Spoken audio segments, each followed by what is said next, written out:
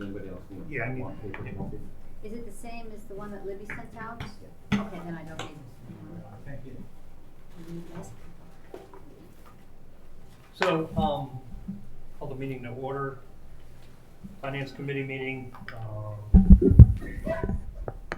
Monday, September 10th, 4 o'clock.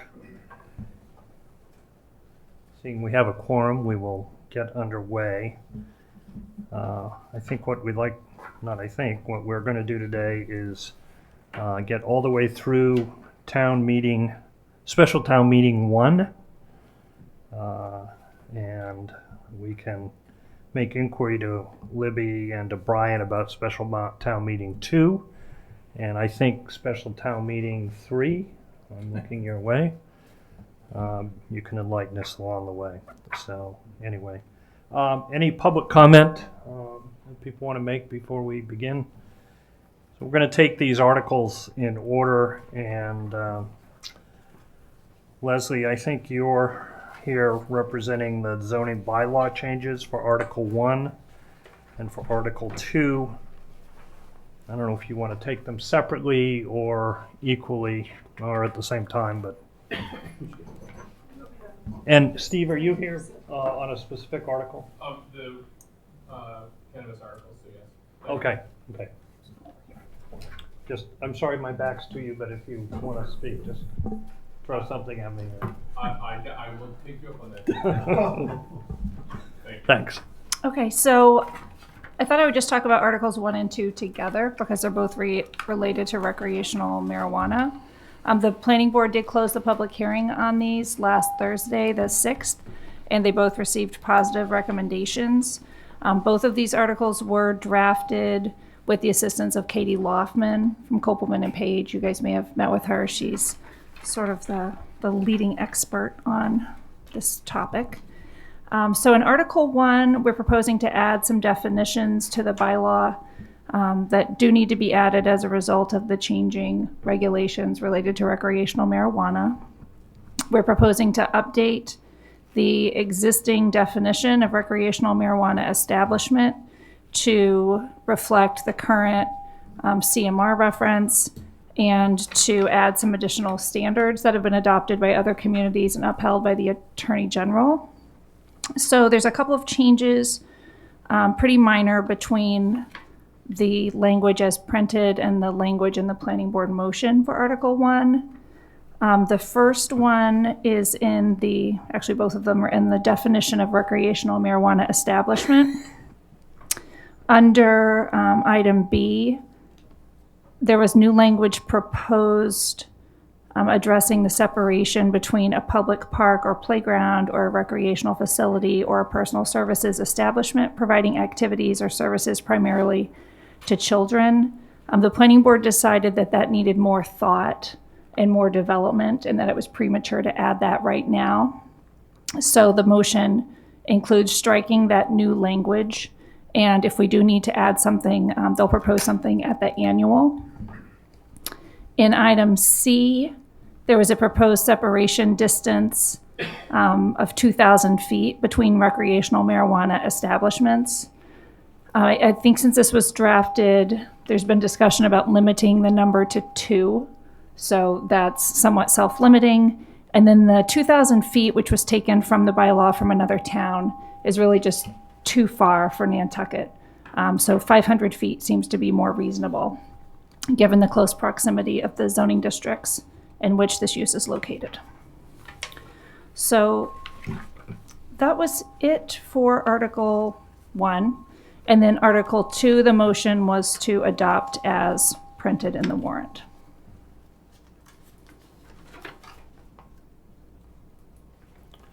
Since you lost me on the first 500 feet, so it looks like marijuana establishment recreational B. So the planning board voted to drop a public park or playground or a recreational facility or personal services establishment providing activities or services primarily to children. Yes. That whole thing is Just the new language that was shown in gray highlight. okay. So the language that exists in the bylaw, which is not in highlight, is proposed to stay. and then the 2,000 in C, the 2,000 becomes 500. Yes.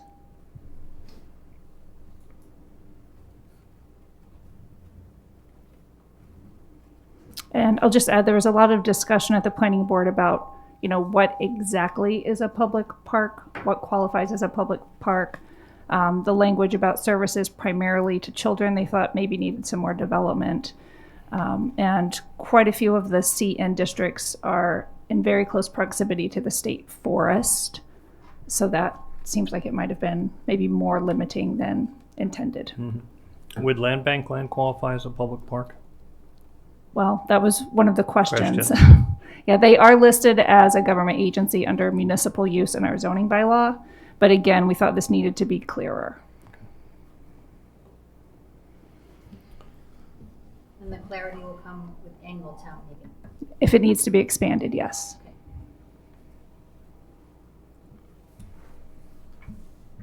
Any other discussion that was pertinent that fills in some background? No, I don't think so. Okay. What say wise folks? So we have to revote this one? We haven't voted it at all. We have not voted this one. Yeah. Motion to adopt? Let me just see if Oh. Joanna wants to weigh in on Articles 1 and 2. Okay. Bring it on. So go ahead, Joe. Motion to adopt.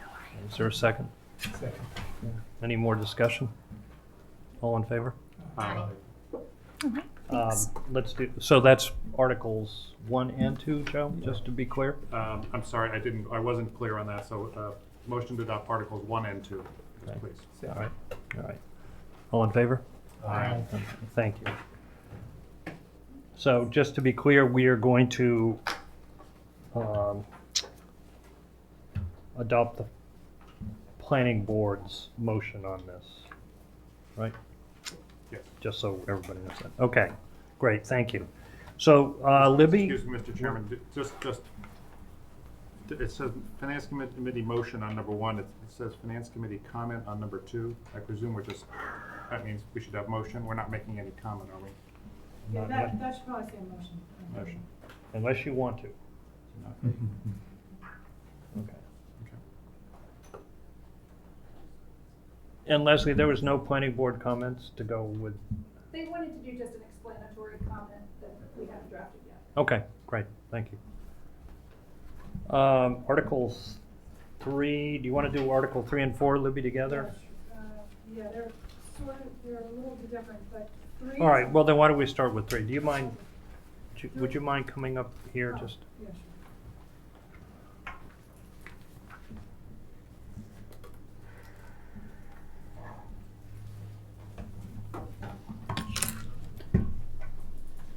Okay, 3 is a bylaw amendment that addresses possession of marijuana in public areas, basically, including municipal buildings.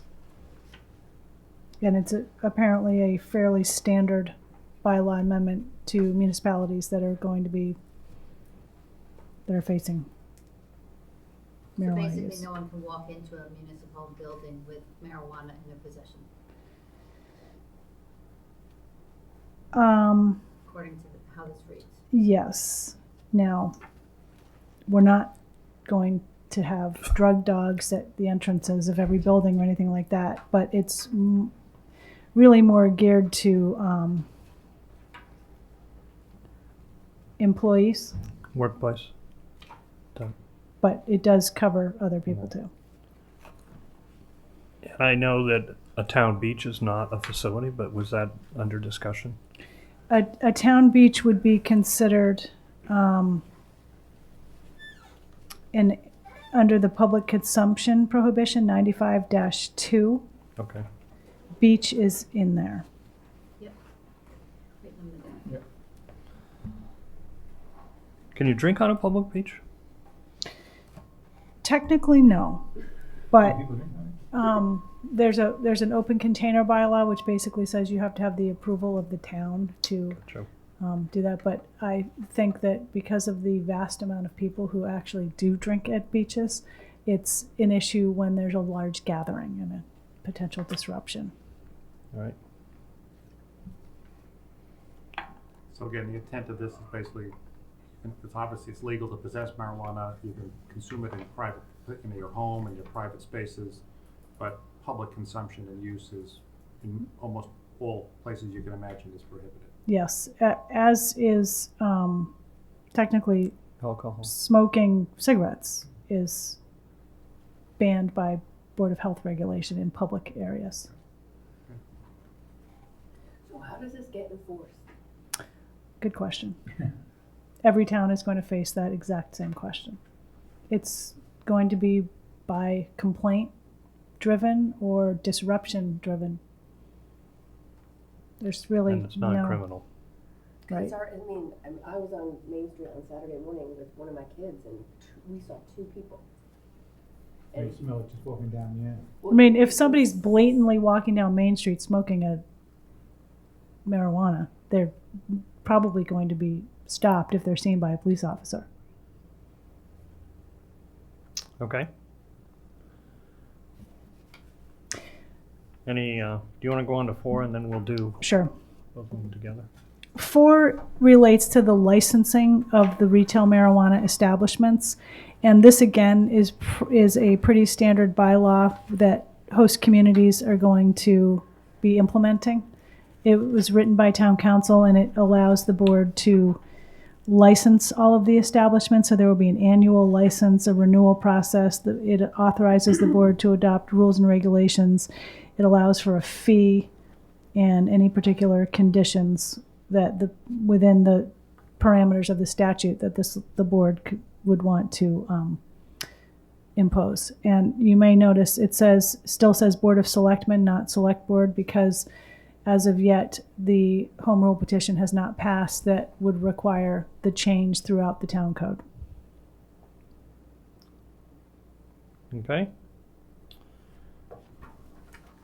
And Article 5 is license numbers. 5 is the number, and there are a couple of different ways that municipalities can limit the number of the establishments.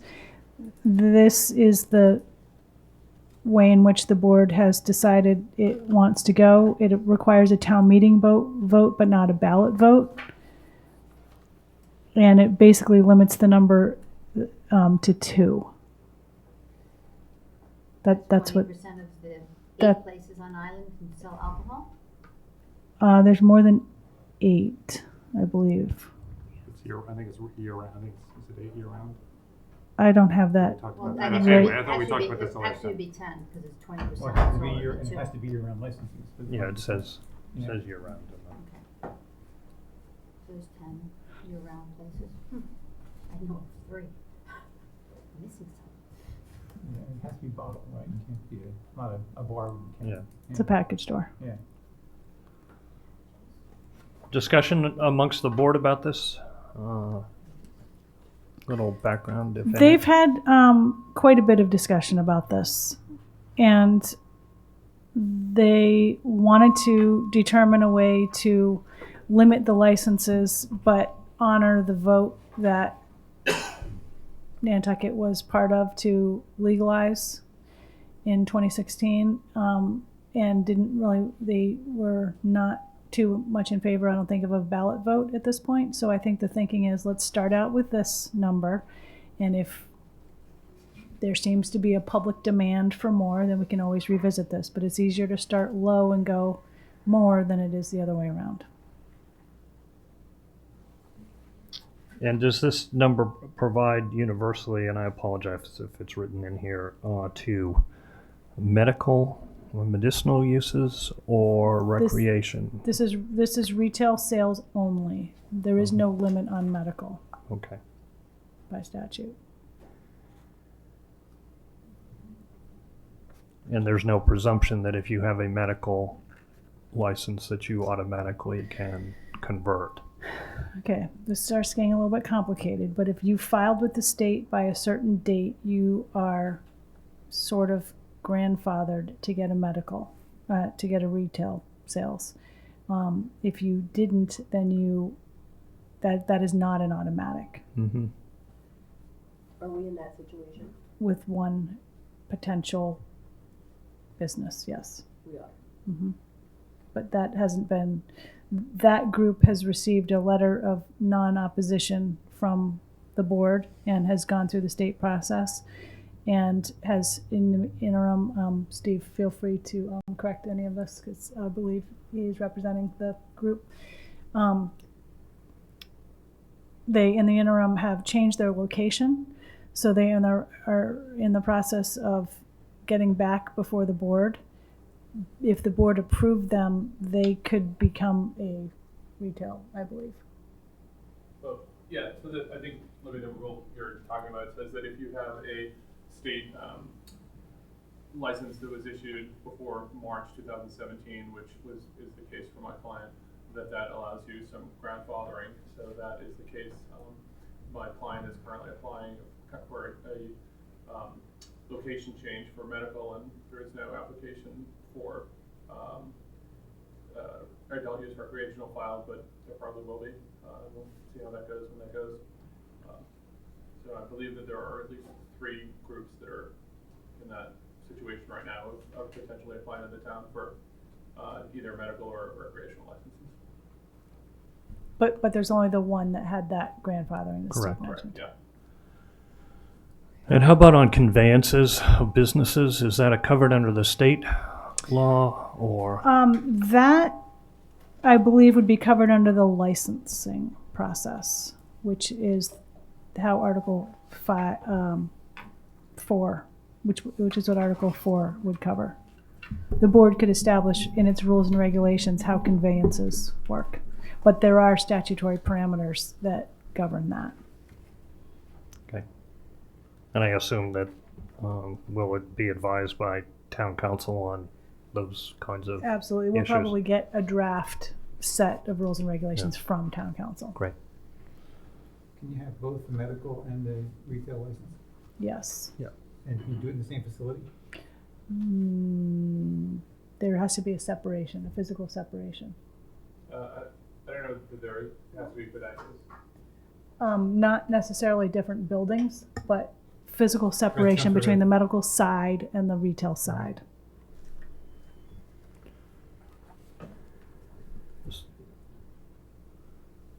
Please. Good. I always ask. Just a quick question. Are there fees, licensing fees, annual fees that have been spoken about or approved as of yet? No, this Article 4 authorizes that. We can't do Okay. that unless we have Article 4. And was there any thought on where the select board is thinking? We haven't even gotten there yet. Okay. There's so many other issues about these establishments that have taken up time. We haven't even gotten to that. Does this, was there a discussion about whether there were security issues posed either with having presumably reasonable amounts of cash on in the premise? I'm not sure if you can bank yet or not in the think- banking system. Actually, there may be statutory requirements about all of that, but every business is required to file a security plan with the town, and that is part of what will go into the host community agreement. That's probably part of what will end up being part of the licensing. So yes, it's definitely taken into consideration. Okay. What about violations? Right, like what if somebody doesn't do something properly and there's some sort of fees collected, or is that all covered? That's all going to be in the rules and regulations, just like right now. That sort of thing is covered in the liquor license regulations. So one would assume you'd start there and augment or. Mhm. What are the towns in Massachusetts that already have it up and running? There aren't any that have it up and running. So there's no one we can copy. No, I don't remember what the date is, but it's only very recently that final state approvals were being issued. Okay. I want to say sometime this month, perhaps. But we are at the forefront with anybody else who's going through this, and it's all very new to people. Town council has represented a number of other towns that are going through very similar processes and discussions like this. And so a bit different for us because, of course, there's no immediately neighboring town. So the board has also had some discussion about, as a side issue, but FYI for your background information, about how it ought to, should it set criteria for establishments that are coming in for either medical or retail sales. And a couple of towns have issued sort of RFQ documents.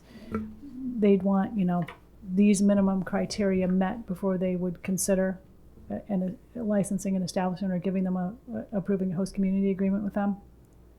So we're in the process of reviewing that. The board had some discussion about it on August 22nd, and they're discussing it again this week. But it's very, it's new. And Libby, have they worked out how they'll get it here, seeing as it can't come across federal waters? That is still an issue, but right as of now, that it will have to be grown here. Okay. And there's been some relief given to Nantucket for the testing requirements, the lab testing requirements, but In the new lab? No, not in the new lab. So even if it gets started here, it's going to be a while technically, until it's harvest time. Actually, I Well, know. they don't grow in the ground I know- anymore. I know where there's plenty. Exactly, right. Is there separate regulations regarding the farming of marijuana? Yep. For private use, yes. These regulations are massive in length. The question on background, just like with the liquor license and establishments that hold seasonal and or year round, there's always a background check in regards to the manager or the owner. I'm assuming this would be done. All required by law.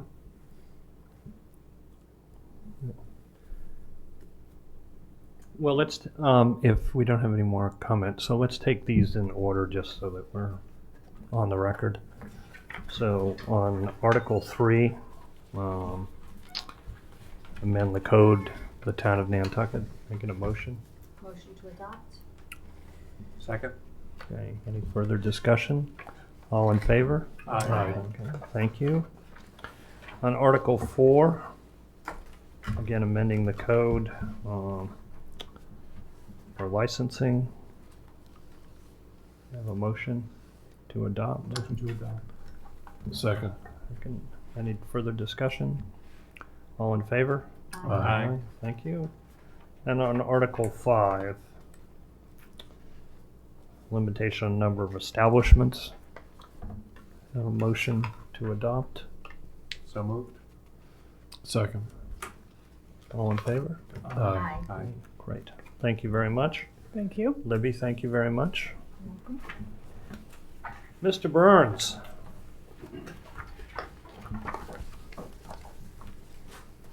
Sell us some transportation, please.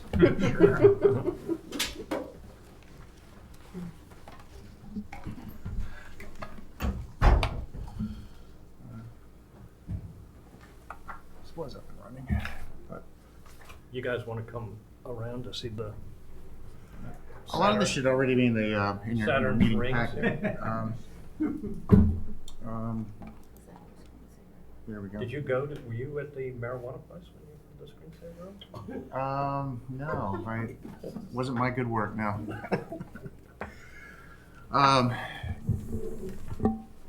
Well, here's a spreadsheet of the high priority projects for 6 and 7. Obviously, one is mostly centered around the Milestone Road corridor and consists of reconstruction of the rotary and then the widening of Milestone Road between Milestone Road and Bunker Road. And then the next article is the universal projects for the Old South Road corridor. I can go through each one of these if that's all right, Mr. Chairman. Please do. Okay. Yeah. Are you taking questions as we go on? Is that the best way to do it? Absolutely. Okay. Now, I thought it'd be just helpful and educational just to look at this stick model of impacts to intersections. This is an existing condition.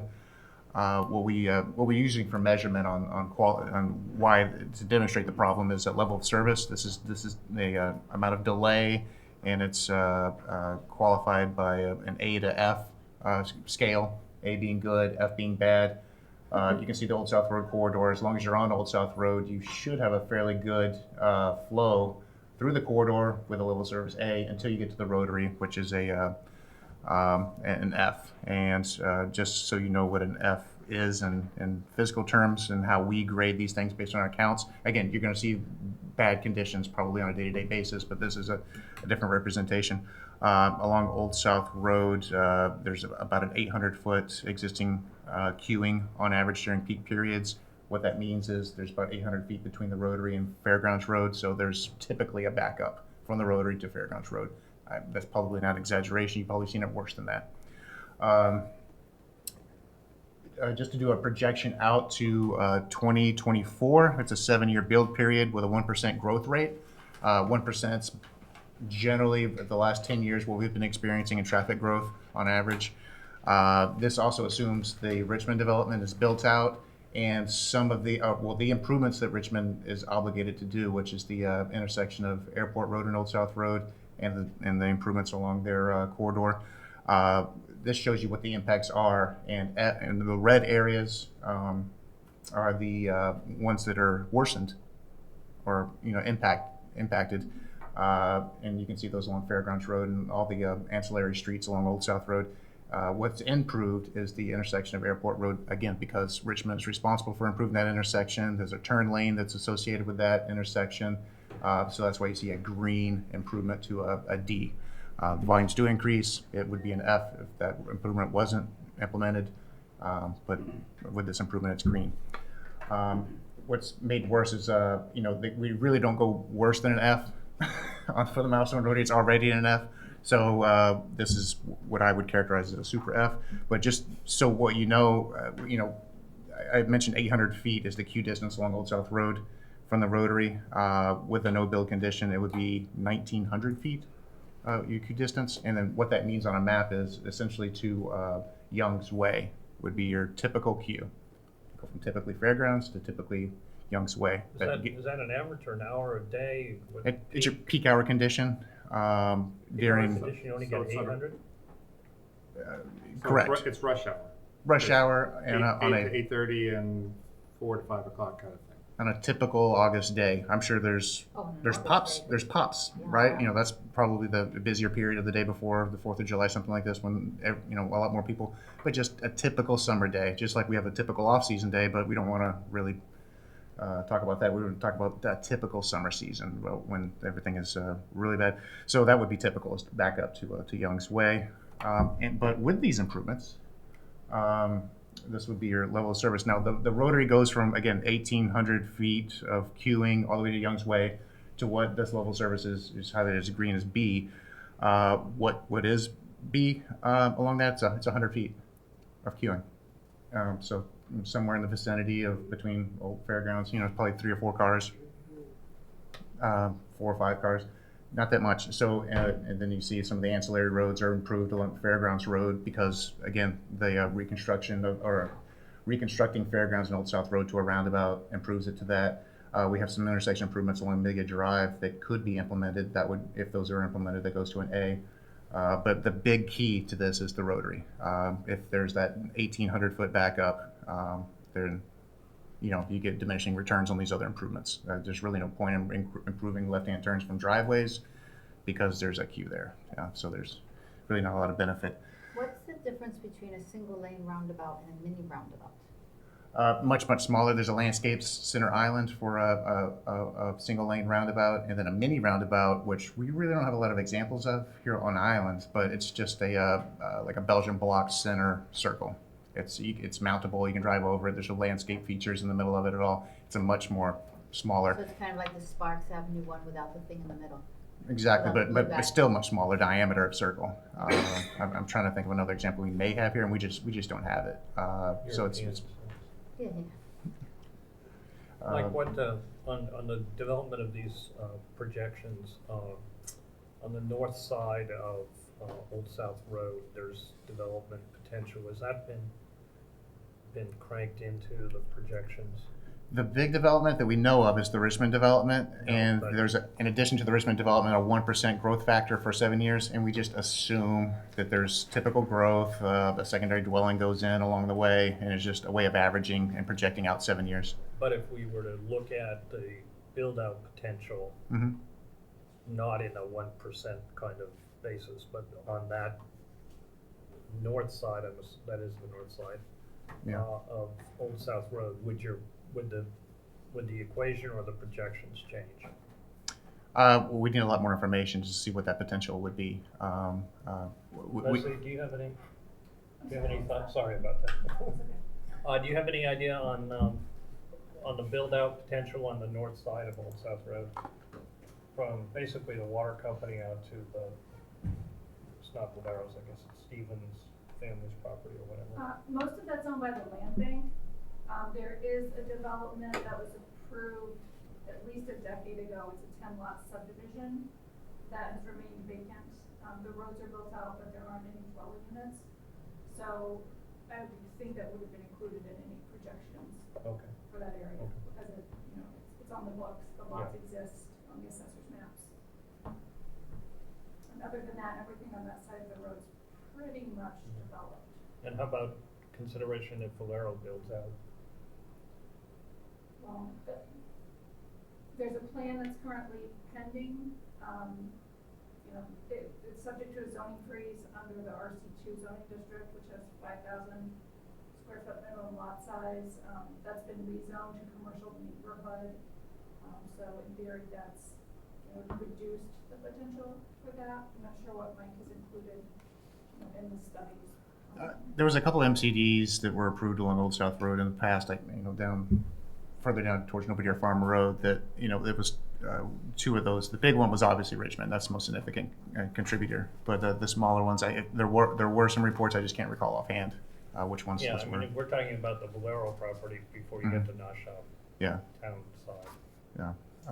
I mean, my question would be, or, Yeah. or comment would be if there's build-out potential there, that we're not undersizing or miscalculating, Mhm. and then, you're sitting here 5 years from now or 10 years from now, 10 might be okay, but 5 years from now saying, we just goofed here and now we've got queuing again, that's not acceptable. Yeah. I mean that's really the risk. I mean, it's really assuming that all the build-up potential there happens within that 7-year window, right? And right now, we're just assuming existing building trends, number of building permits, number of dwelling units going in. Again, that maintaining that average, projecting forward. Obviously, there could be a sizable development that comes in for, especially a commercial or office or something like this. It could be a big generator. That's really not factored in. The way we factored it in was the 1% growth over 7, and including the developments we do know about and the programs that they're using. So we all know the existing rotary configuration here. Two-lane approaches along the Milestone Road at the bottom of the page, and then to the right of the page, the Orange Street 2-lane approaches. The improvement would increase to 2-lane approaches for the Sparks Avenue and the Old South Road, which is represented in this image here. This is a fairly old rendering, but it's the one we're still using for all of our traffic projections. It's been verified this past year that the numbers still work with the new inputs, the new volumes that we know. We're not using 10-year-old traffic volumes, we're using the latest. It still functions well, and it gives you that B or C level service that I showed you earlier. Yes, ma'am. Except if you're coming up from Old South Road, you're not gonna ever go left into that roundabout, where you have that left arrow. Old South Road, left-hand turn, that means to go Sparks Avenue. That means you're gonna take your third exit. But this one, you're gonna go around, right? Correct. But you're not gonna go this way. Absolutely not. Well, have you been here in the summer when people are driving? Yeah. You might wanna make that more. Yeah. If you're familiar with some of the lane markings off Island, there's usually a dot with an arrow going around the dot, and usually it tells you whether to take the first, the second, or third exit out of the circle. So this is meant to represent Is that what it is? Yeah. Okay. So just a question, I'm curious, this is a pretty complex traffic rotary circle. Mhm. Obviously they're used in other locations, so the people gradually learn, if you want to make a left-hand turn, you gotta, be in the right lane and, the correct lane. Sure. I'm just wondering, something this complicated, does it actually enhance traffic flow the way you expect? I mean, I guess the answer is yes. People have used these before and traffic moves around them at a greater rate than the current single lane rotary. That's been the experience, at least on the Cape. There's a number of these double lane circles. In Hyannis, right by the airport, right? Hyannis there. Probably not a good example. Yeah, Well, that one's terrifying. But it's like this. There's another one at exit 5 off of Route 6 that some of you may have driven through. That's very much like this. Sure, somebody's going to goof and stay in the left-hand lane when they should have gotten in the right-hand lane. I mean, that's going to happen. The idea is that's kind of minimized, and there's always a self-correction. It shouldn't really impact in any type of significant way. Nobody's going to stop in the middle of the intersection for 5 minutes to figure out what's going on. So there's really not a significant problem. You've That's had a going different summer than I've had. Yeah. But the goal is to divide the traffic streams, and the right-hand turns keep moving, and Exactly. it's only the left-hand turns that have to get backed up. All of us will have a learning curve, and there will be a learning curve for everyone from here on out. But the idea is that they do function in everywhere. In the gray, go ahead. In the earlier slide, I saw that it said this was from a 2017 study, but you're saying it was all re-verified this summer. Well, about a study about 10 years ago that was done by Allerston Engineering, but we used the same configuration, the two-lane approaches, obviously in the same renderings, but with new inputs. Obviously, they had projected based on lower volumes, and then we have today's volumes that we can.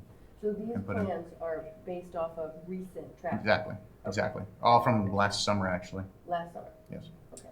And the gray areas, I assume, aside from being pedestrian crossings, are also bike?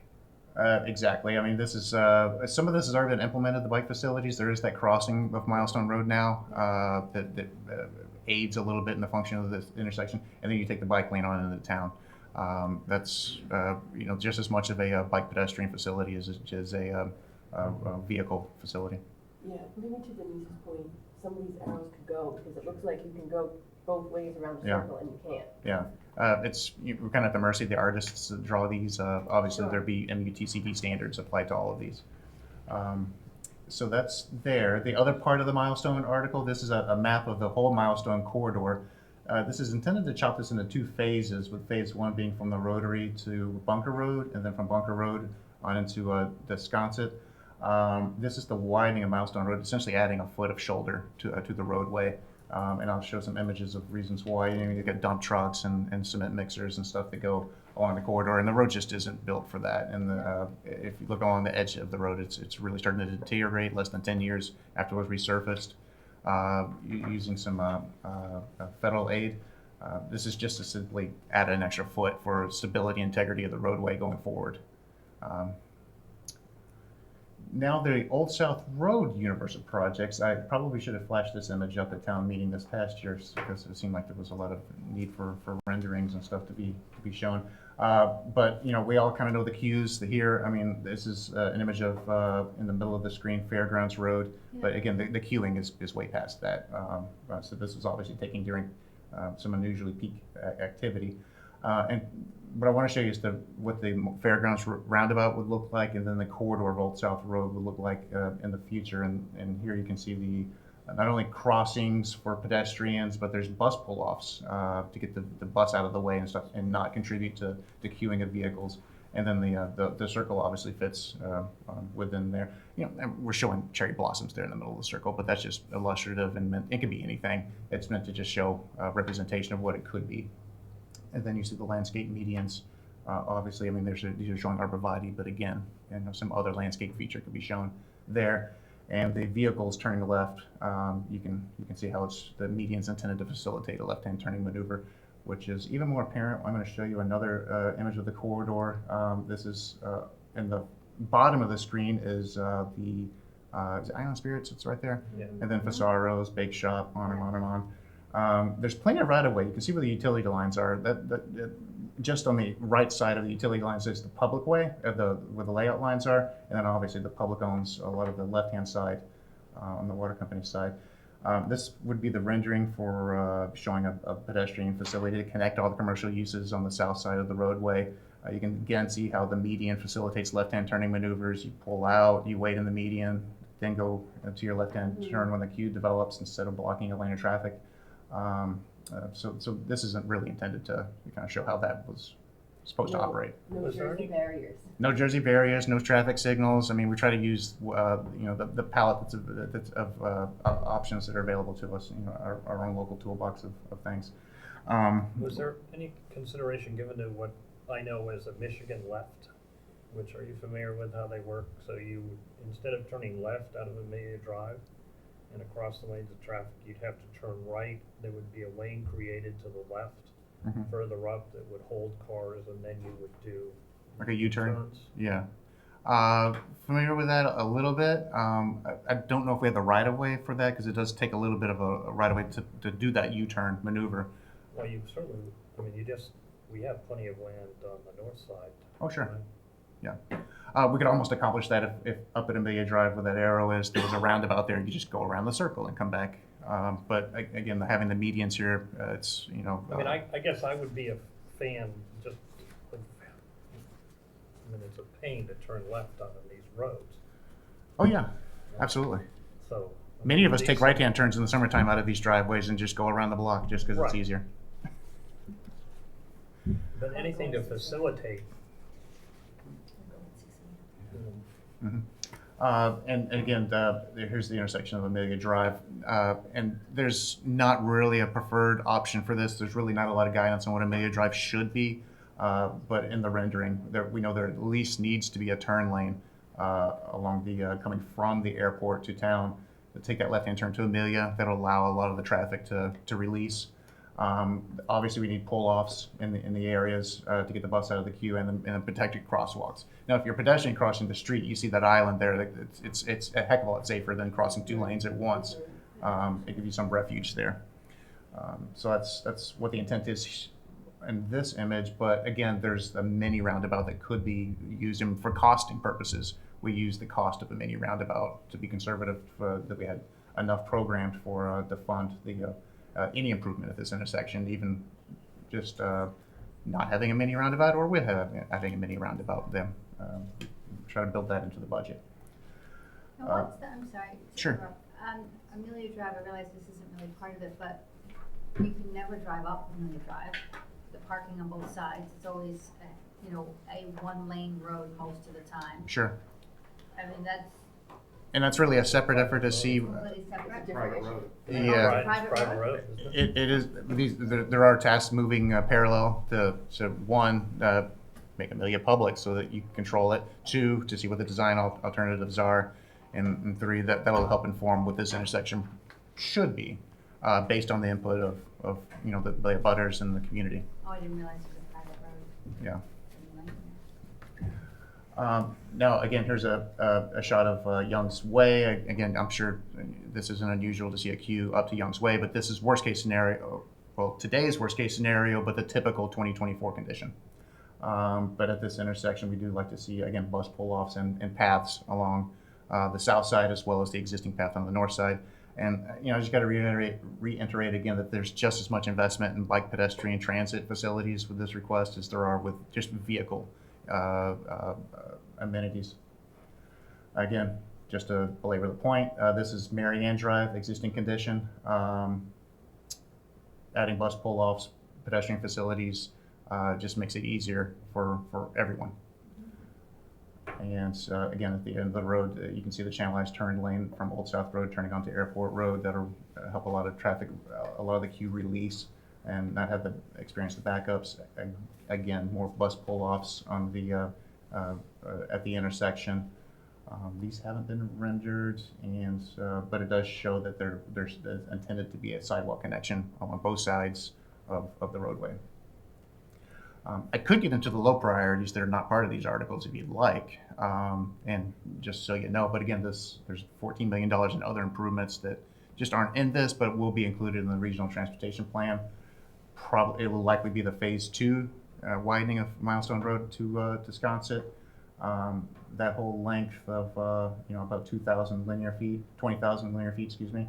A roundabout at Nobadeer Farm Road, at Milestone Road. There's right now it's a level service F for Nobadeer Farm Road, which we still considered a lower priority, but this facility will help improve that. And Pulpus Road at Milestone Road. Again, another low priority, but with a roundabout should help relieve a lot of the queuing that does happen along Pulpus. And there is a heavy delay along Pulpus, believe it or not, that this would help address and make those left-hand turns onto Pulpus Road a little safer as well as the crossings. I mean, all these things have pedestrian amenities. It's all in line with our Complete Streets policies, spending transportation money for all users, not just any one particular stakeholder. So that's really the extent of the presentation. So I'm happy to answer any of the questions that you might have, any additional ones you might have. Just a, I don't know if it's a suggestion or on the Milestone, the big rotary, the one at Milestone and Sparks, might want to consider forcing bike traffic to rotate around the rotary as well as cars. As a cyclist, I've been guilty. I come in the bike path, Mm-hmm. and you cut right across Old South Road and sort of go against the traffic to get up Sparks and where I got to go. But Yeah. just considering how significant you've created a construction you've created, it seems to me getting the cyclists to go around the rotary in the same direction as all the cars would actually keep everything moving as well. Yeah, exactly. What they should anyway. Any bicyclist going the wrong direction around the circle is probably doing the bad thing. But using the crosswalks, it's definitely if there's crossings on every approach, then it'll help facilitate that. Right. Well, I come in from Sconset, Mhm. and I just cut straight across Old South Road to the I&M and then up Sparks Avenue. Yeah. And I've been bad. I cut people off. You're the person I'm swearing at. Yeah, oh, absolutely. Just Because I don't want to stop. And Yeah. if you forced me to go around the rotary, I might still be able to keep moving, which Mhm. makes me a little bit happy. I mean, we almost I would actually, at that point, I'd rather be in the road and just Road, right. ride with traffic, but Yeah. that's not what I, Yeah. No, and this does pull the crosswalk behind a vehicle, so you'll always have one vehicle queuing, not having to look to the right in case someone does go counter to the flow of things. So would move the crosswalk back, so it's a safer condition. You don't have a condition where a vehicle or a driver's looking to the left and then going without ever looking to the right, and then Right. then you have a conflict. Yeah. So this will improve from that standpoint as well. How much wider is Milestone going to be? Right now it's 21 feet, so and change. I believe we're saying widen it out 1 foot on either side. I think the intent is to bring it to 24 feet. And it's what now, 21? About 21, so about a foot and a half. I'm saying 1 foot, but Yeah. we're probably going to add 18 inches. Who's getting here? So it'll be a 24-foot wide road. So my question is, this didn't pass at annual town meeting. Are you bringing What's a different? different presentation so that people understand better what we're trying to do, so that way it does pass? I don't know if I follow the question. Can you repeat that? Yeah, it was a similar article at annual town meeting, right, for the funding to do this? Correct. All is part of one package, and everything was a priority, not just Right, and then the higher and the it lower. didn't pass. Correct. So right. and I think part of it, as you rightly said at the beginning of your presentation, was that maybe if you'd had some more pictures, Yeah. people would have understood better instead of everyone trying to redesign it from their seat, which is what Yeah. it felt like at annual town meeting, at least in my perspective.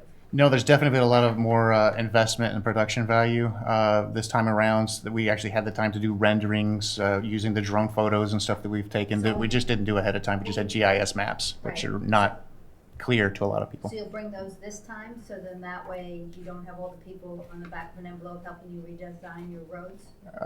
Sure. Well, we did have a full-blown report done. I mean, that's. I know, we- but let's yeah. assume that everybody No, who's in the audience. I think what we'd like to have are visuals in the lobby, and just so people walking in can view, have some outreach with some videos ahead of time. I think we're aiming for 2 or 3 weeks ahead of town meeting to have a big PR push, just to notify folks through the radio, television, and again online through social media, with short little 1-minute snippets of what is this article all about, and explain it that way, which really wasn't done in a great effort last time around. So hopefully there's more public education. I mean, I've gone to plenty of boards just like this. I'm sure you all are very familiar with these improvements from the last go around, but everybody needs to understand. I was just wondering if on the day, I'm sorry, I'm a dog with a bone right now. On the day, will you have some of these pictures available to put up on the screen? Because without it, it would be a shame to have it not pass again, and then Yeah. we're looking at a year later, still trying to get this passed, when it's obviously so necessary. Yeah, I'm sure, and Libby knows that we're all entitled to like one slide. Maybe we can go We're to. working on a public outreach program for special town meeting overall, and we have videos that people are doing, just like we did last time with NCTV. Mike is doing 6 and 7 on NCTV.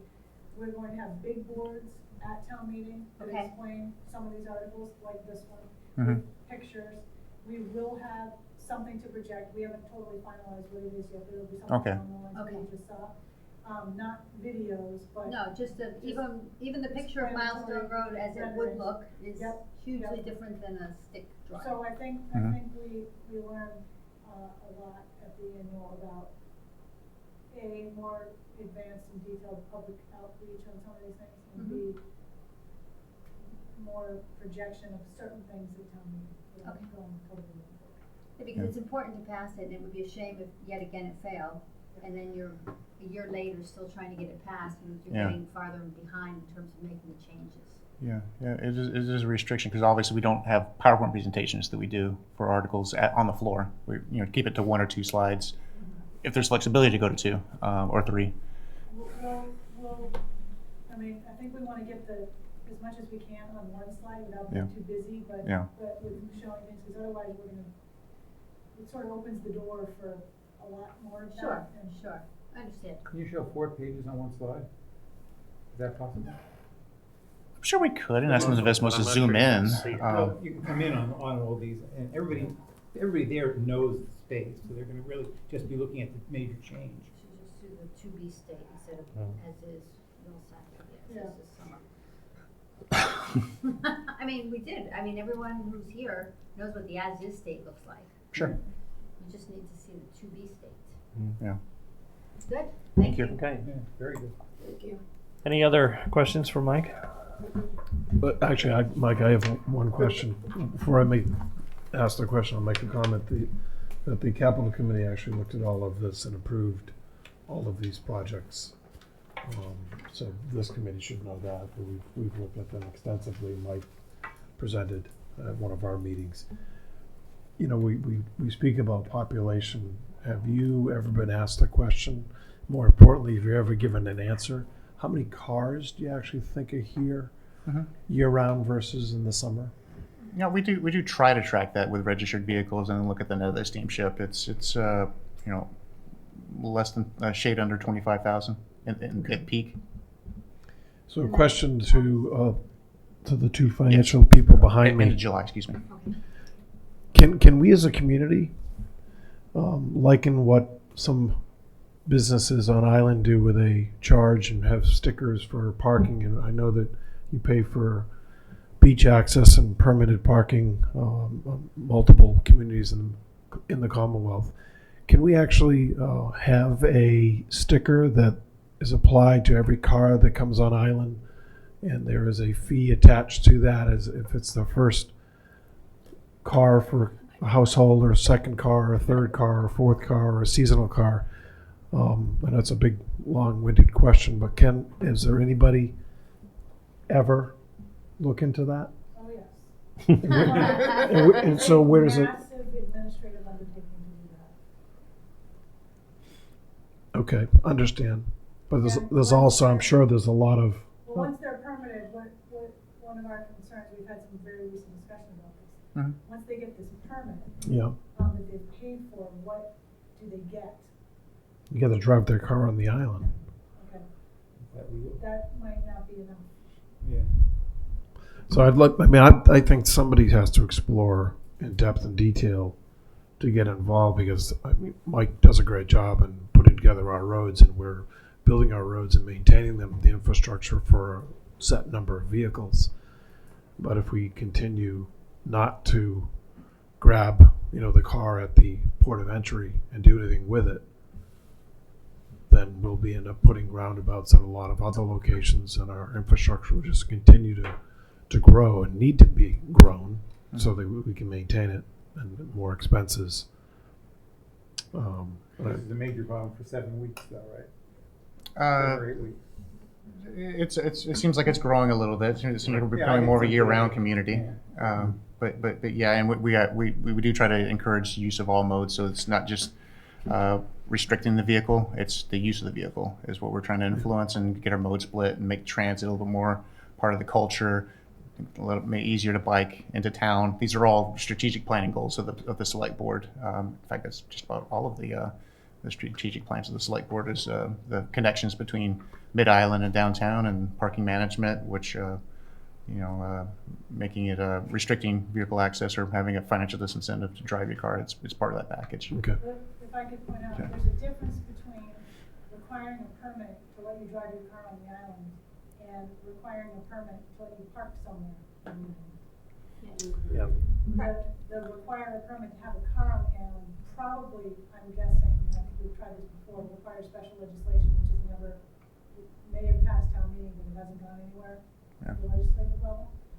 It's legal. What we most, No. exactly, what we most recently have talked about is perhaps you need a permit to park downtown. It doesn't mean you get a space, but in order to park in like the core downtown district, you have to have this permit. But what does that do for us other than generate some revenue?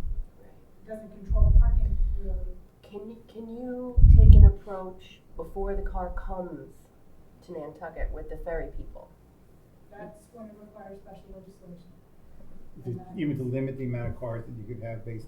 Yes, and that has been unsuccessful since 1925. Because I think some of what happened this past summer is people were leaving their car at the steamship, and the steamship was having like a 200 car backup because they were doing the I'm going to leave it here and you'll get it over there eventually thing. And then the steamship was running ferries in the middle of the night to take these people's car over. That's where we are. But it, I That's our mean, situation. it seems like we could say we can't. So this is a legality piece as well. You can't say, because you get your special identification, right, to make your reservation. This is going to require special legislation to do it here. Either side. We should just become In single. order to charge a permit to bring a car here. Okay, Yeah. interesting discussion. I'm sure we'll hear more because we're working on parking downtown. Yep. We have a meeting. Yes. So Could I make would a motion? encourage you before then. I would Yes. encourage you, Next if there Tuesday. are public meetings, to come and register your thoughts and comments. Thank you. So thank you, Mike. Peter. Thank you. We just find out one quick thing out in 6 and 7, the amounts that are listed in the motions actually are reversed. We need to reverse them. So Article 6 says 7,000,006, it should actually say 5,000,000, whatever is listed in the. So we're just, The flop, the flop. yeah, so when we approve the motion, we do the correct numbers. Okay. Then could I make a motion for Article 6 that we move as written with the one change that the amount for Article 6 goes to $5,141,433. Discussion? All in favor? Aye. Okay, thank you. Article 7, Peter?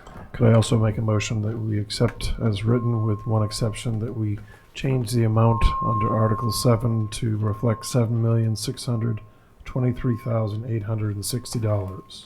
Second. Discussion? All in favor? Aye. Thank you. Thanks very much, Mike. Thank you very much. Hopefully we end up better off with a different result. Let's put it that way. Article 8, we've already voted, right? That's correct. So we have to re-vote it. No, No? Okay. Article 8 was fine. How about Article 9? Article 9 is fine.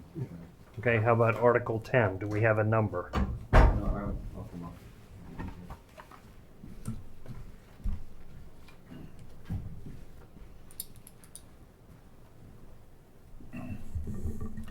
Article 10 is probably going to be a technical amendment at town meeting because there's been some significant changes that we need to make to the original design that was bid out. And we're going to begin with putting out an an invitation to bid, excuse me, for the dredging and the removal of the floating docks. But in terms of getting all of the repairs done that were originally bid out, there's been some design changes to account for greater storm impacts that need to be incorporated, and those will not be ready to be done in this current cycle of authorized window of repairs. So we're internally talking about whether we are going to add some design money to do a complete design of all the additional changes that may need to be done to the town pier, and then possibly bring forward a capital article through this cycle to the town meeting. So this would have to be a motion on the Wednesday of special town meeting. Okay, so to decipher what you just said, you're contemplating going to design only Right. with this article. Yes. And from that, you would have, you won't make town meeting. Of the annual town meeting in Yeah, you 2019, we will. You will. We've had discussions already With with the with the engineer? engineering firm, so Okay. we believe we could still do that, yes. Does Okay. it put any of the grant money at risk? The delay? No, No. the grant money we don't even have yet. Okay. Right. So there's a couple of different grants in play here, Right. just that, we have the grant for the Harbor Master Building, all set, done, totally separate project. Okay, We that was just what I was recently, thinking of. Okay. $1.2 million was allocated for the town pier in a, economic development bond bill, but that bond hasn't even been authorized yet. Okay. It's been authorized, it hasn't even come back in yet, so we don't even have any of the paperwork yet for the grant, but we've been told that our project is in the funding scenario. Okay. Okay. Thank you. So, a technical amendment, For the actual motion, for the dollar amount in the motion at the special town meeting. We're just saying, we should probably replace this motion with something like motion to be provided at the town meeting. And then we'll have this ready. Yes. okay, and just to be clear with our informal policy of not introducing major changes on the floor of the evening of town meeting.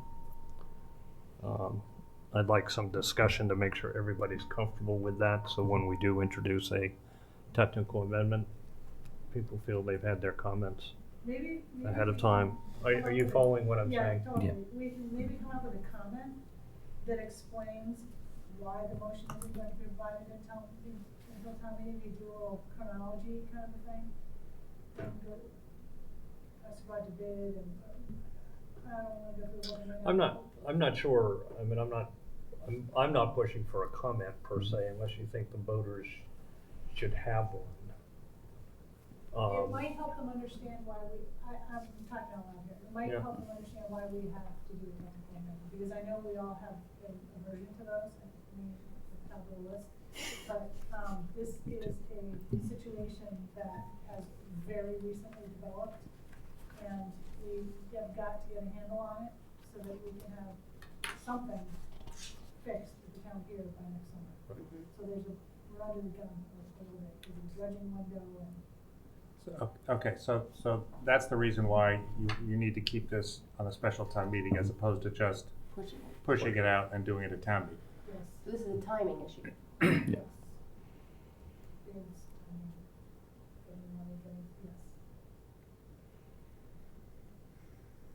So when this warrant is distributed to the voters, this particular article is gonna just have a blank where the number is?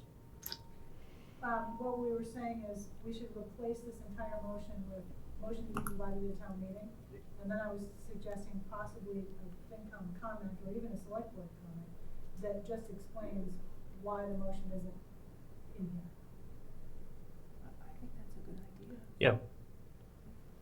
People agree with But I that? don't have it Yeah. written right this Yeah. second. Could somebody, We can. one of you Yes, guys we can. just write up Yes. a comment? We can do that.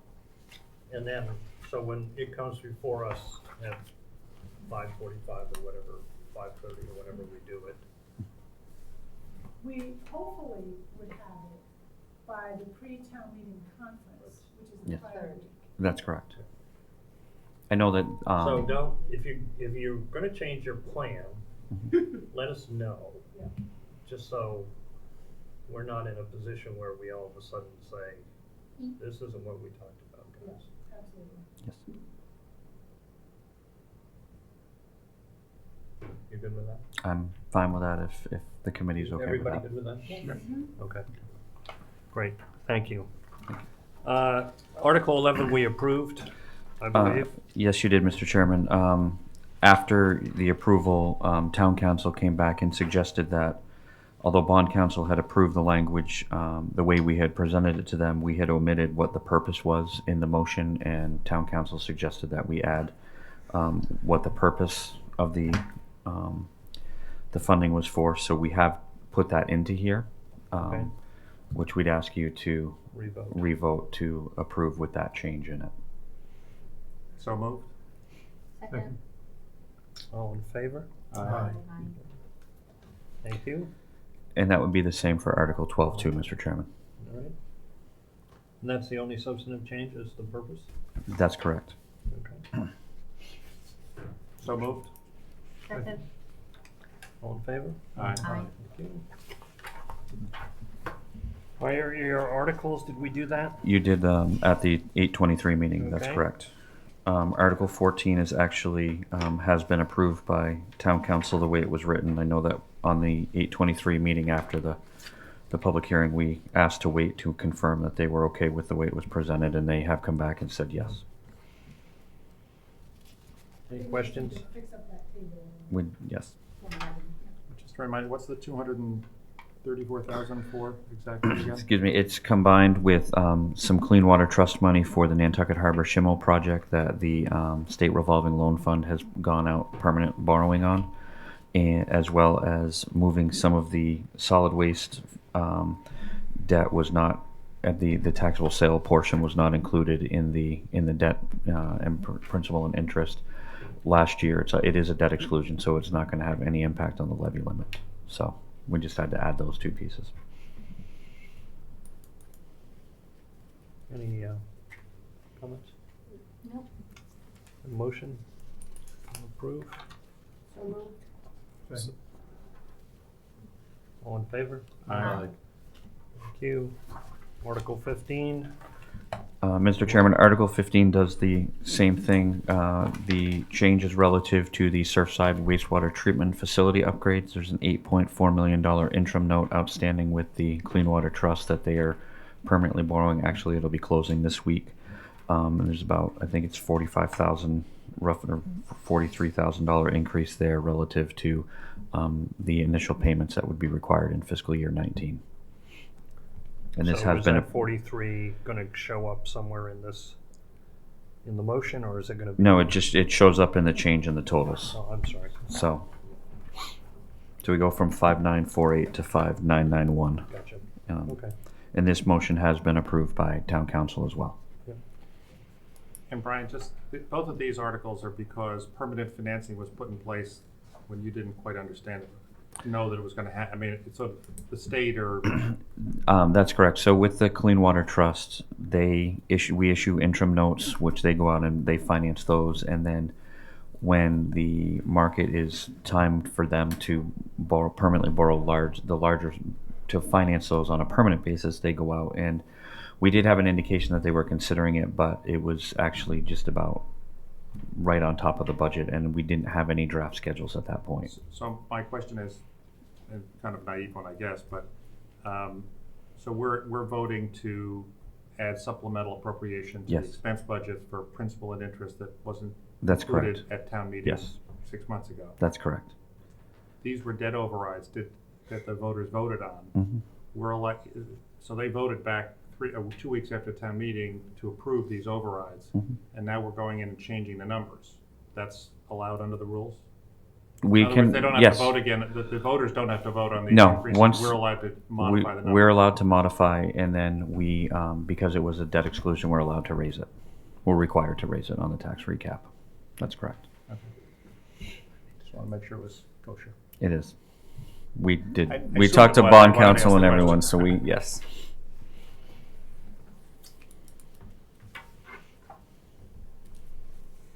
Can I get a Okay. motion? Motion to adopt, I guess, as modified? Second. Discussion? All in favor? I, Great. Brian, thank you very much. Thank you, Mr. Chairman. So just other than Article 16, which we're going to talk about now, where everything is, Everything is done. okay, great, thank you.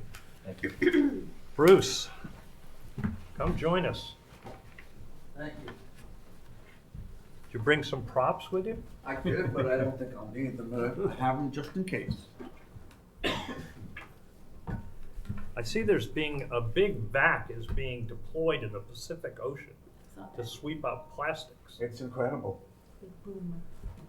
Hopefully it'll work. It's a Siemens boom, I bet. I wish. No. Being new to this process, I probably brought more information than I need, but this is an interesting process for a citizen to go through. So perhaps. Just out of curiosity, did you avail yourself of town council's help when they made it available in the beginning? I was told that town council would not help a citizen's article for a special town meeting. So I crafted the article as best I could and, That's that the case? Okay. and submitted it. All right, that's fine. I just, because we run into citizens particularly, so at town meeting, that don't avail themselves of the help that's Yes. offered. I tried. Okay, thank you. Subsequently, town council did review, and there have been a total of 3 email reviews. Mm-hmm. Each time I tried to address the specific comments by town council and submitted a modification through town manager. And there was a subsequent email with some more comments that I tried to address. And then just this morning, I received a 3rd set of comments, which I hastily addressed before I came here. I'm not an attorney, but I think I have addressed those comments in a manner that's satisfactory. But again, I'm not looking at it from a legal point of view. So do you have a newly crafted article? I do. I've got all kinds of goodies here. I filled out the form that I guess you're supposed to. I hope you've gotten that, I'm sure.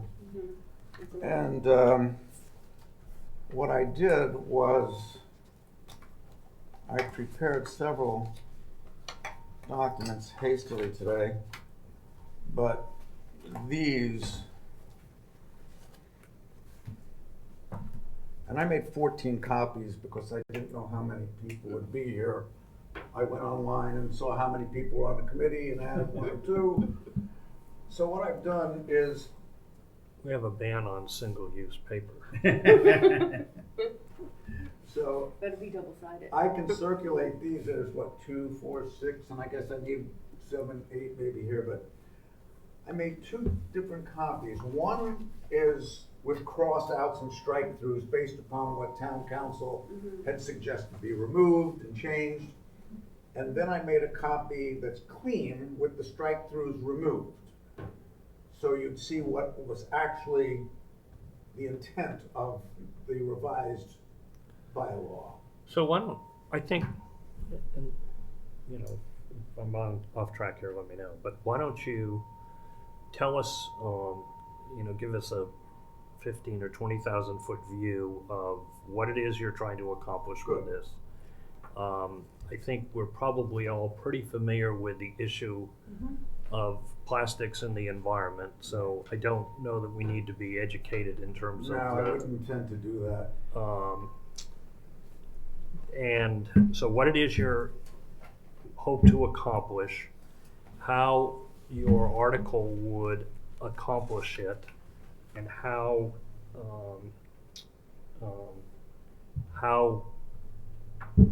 it would interact with businesses. And I think equally as important, certainly for me, is this issue of how does it get enforced. I have So. a question. Are we able to, is there a actual article that is votable, right? As deemed by the town council, or are we not to that point yet? Well, the article that's votable is the article that's here. He's got to submit his changes in an amendment that's without that, hopefully I've got this right, that the moderator has to approve as not fundamentally altering the article. So if the article is fundamentally altered, then can't go through with them. So it has to have intent, right, that is consistent with the article that was submitted in a format that we can adopt. Yeah, I don't know what her criteria are, but, and that's really Bruce's. According to town council, I have to have a positive motion to change this, and that positive motion has to be reviewed by the moderator to, as you say, ascertain that I have not deviated from the intent of this article in any substantial manner. And so if she deems that he has, then that, his motion's not acceptable. So, Okay. but I think, so anyway, let's, Okay. And the bottom line is the bylaws, what would be adopted in terms of what would be enforced. So everything else is background, and then the bylaw, so it's section 2, 3, 4, 5, and 6, that actually becomes the actionable law of Nantucket. Correct. So that's the yep. point. Okay. What I'm trying to accomplish, and I won't go into the science of all this stuff, but there are several intents here.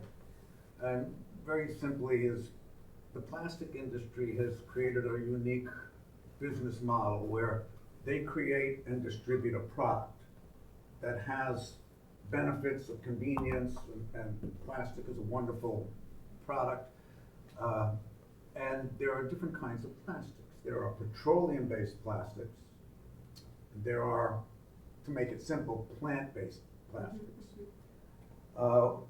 My focus is on the petroleum-based because they're the hardest to deal with in terms of recycling and compostability and biodegradability. And what these distributors and manufacturers have done is they've created a unit business cycle where we buy their product and now we become responsible for disposing of the toxic materials. And we have to pay for that. And we have to be careful. And the message we're trying to send is, look, this is wrong. What we want to do is still have plastics, but we want to share the responsibility and not have to pay for it.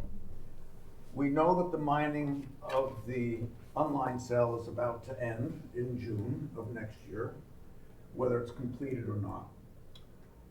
The landfill is running out of space. This is intended to address that. Without going into a lot of details that are, no, I will.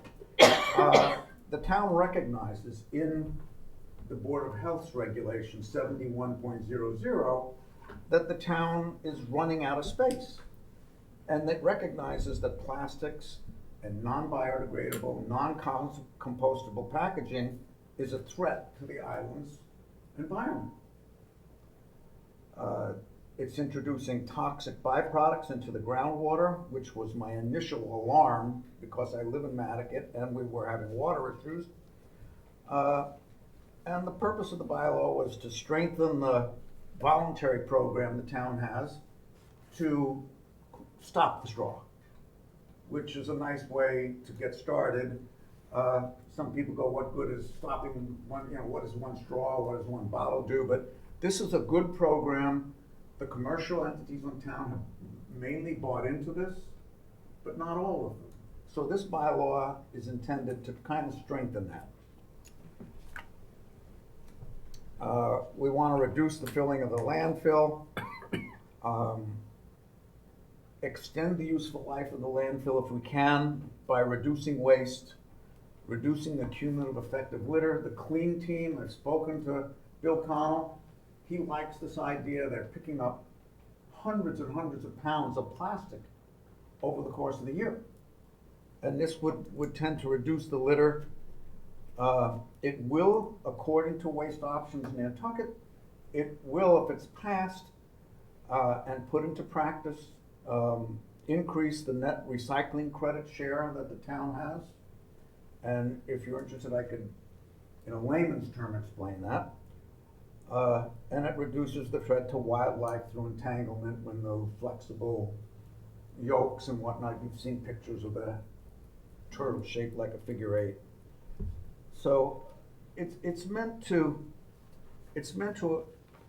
deal with all of those issues. It's not an appropriation article.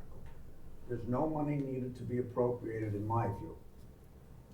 The town's share of the recyclable credit pool would increase. Even though plastics aren't being recycled. Say that again? Even though plastics are not being recycled. That's true, but when we sell the plastics off, we actually have to pay to have them taken. So the way the net recycling credit works is we basically have 3 components that go off on it. You have cardboard and you have the metals, tin, aluminum. Those have a marketable value that are worth something. And then you have the plastics, which basically, at about the beginning of the year when China decided they didn't want to be everybody's garbage dump, the plastic recycling has no value. You basically have to pay a recycler to take them, and the recyclers have no place to put them. They're storing them. And of the 7 or 8 recycling places within reasonable driving distance of southeastern Massachusetts, only 1 is now accepting recycling. It's a captive market, you're paying. If you allocate the trucking costs, the shipping costs of those 3 components, if you allocate them to the negative piece, which is paying for the plastics to be taken, and then you subtract that from what you're being paid, the money you're making from the cardboard and the metals, you have a net figure. That net figure is split between Waste Options Nantucket and the town. That's the net recycling credit. If we can reduce the penalty for having to pay for recyclers to take the plastics, because we're sending less plastics and a less contaminated plastic pool, we increase the pool for the net recycling credit. And when I talked to the folks at Waste Options Nantucket, the example they gave me was, I think removing straws, cups make our plastic more attractive, and it would make selling the recycling better.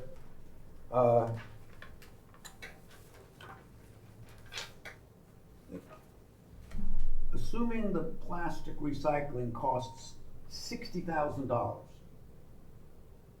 to send to the mainland for a 1-year period, and you assume, and these are numbers that he gave me, that $150,000 was received for tin, aluminum, and cardboard for that same 1-year period, you would have basically $150,000 of revenue minus $60,000 in costs associated with the plastic recycling, leaves $90,000 net receivables, credit, 50-50 split with town, 45 grand apiece. If the plastic cost was eliminated or reduced, the net recyclable credits would increase. It's all plastics you're talking about, right?